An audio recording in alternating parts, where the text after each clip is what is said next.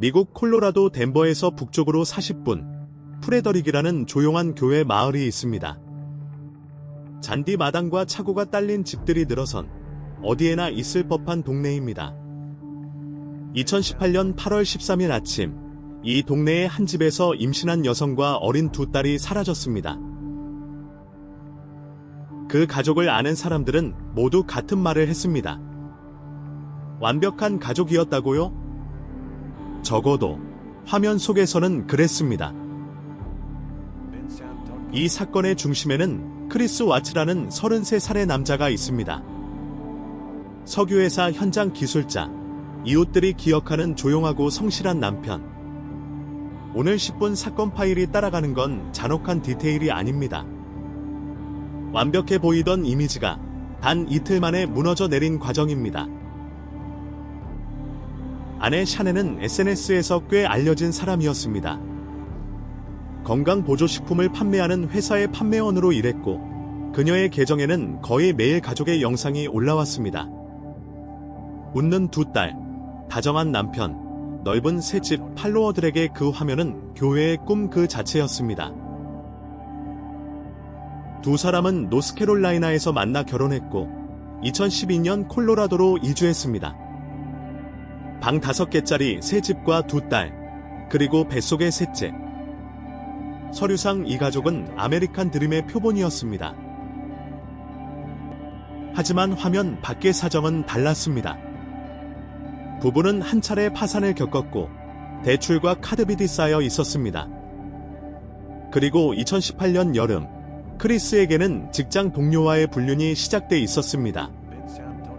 그는 이혼을 원했고 그 말을 아내에게 꺼내지 못하고 있었습니다. 8월 12일 밤, 샤네는 출장에서 돌아옵니다.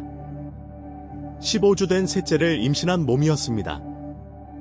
새벽 1시 48분, 동행한 친구가 그녀를 집 앞에 내려줬습니다. 현관으로 들어가는 그 뒷모습이 가족 밖의 사람이 그녀를 본 마지막 순간이 됩니다. 그날 아침, 샤네는 산부인과 예약에 나타나지 않았습니다. 메시지는 읽히지 않았고 전화는 음성사서함으로 넘어갔습니다.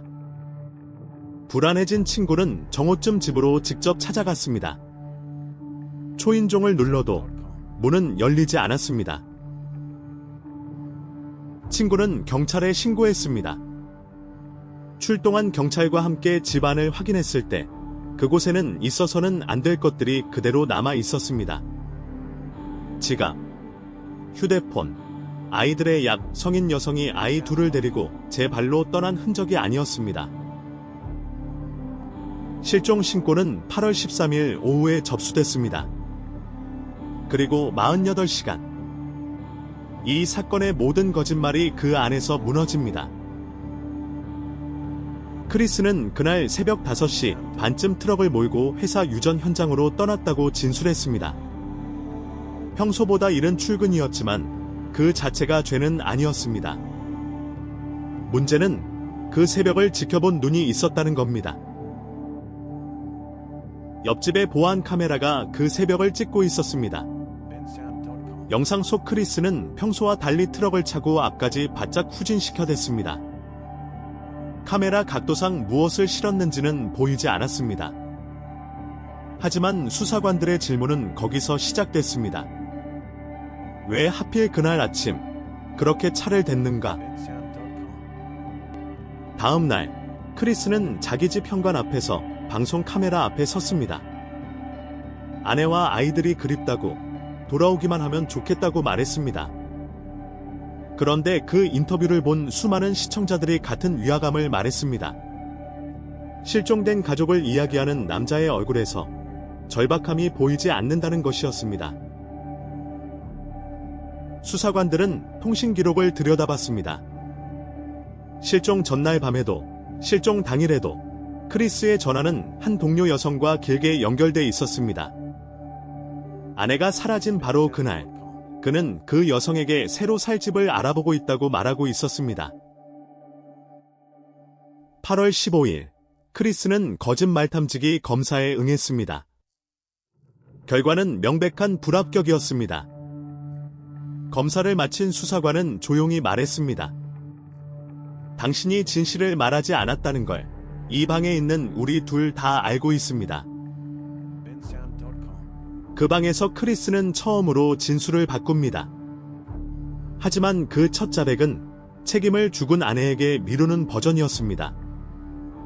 아내가 아이들을 해쳤고 그 장면을 본 자신이 격분의 아내에게 손을 댔다는 이야기였습니다. 그리고 그는 시신이 있는 곳을 지목합니다. 자신이 관리하던 마을에서 1시간 떨어진 회사 유전이었습니다. 다음 날 수색팀이 그곳에서 3사람을 찾았습니다. 샤넬은 얕게 파인 땅 속에서 두 딸은 원유 저장 탱크 안에서 발견됐습니다. 그 장소를 아는 사람도 그곳에 접근할 수 있는 사람도 사실상 한 명뿐이었습니다. 아내가 저질렀다는 그의 이야기를 수사팀은 처음부터 믿지 않았습니다. 물리적 증거도 시간 순서도 그 버전과는 맞지 않았습니다. 하지만 그는 한동안 그 거짓말을 붙들고 있었습니다.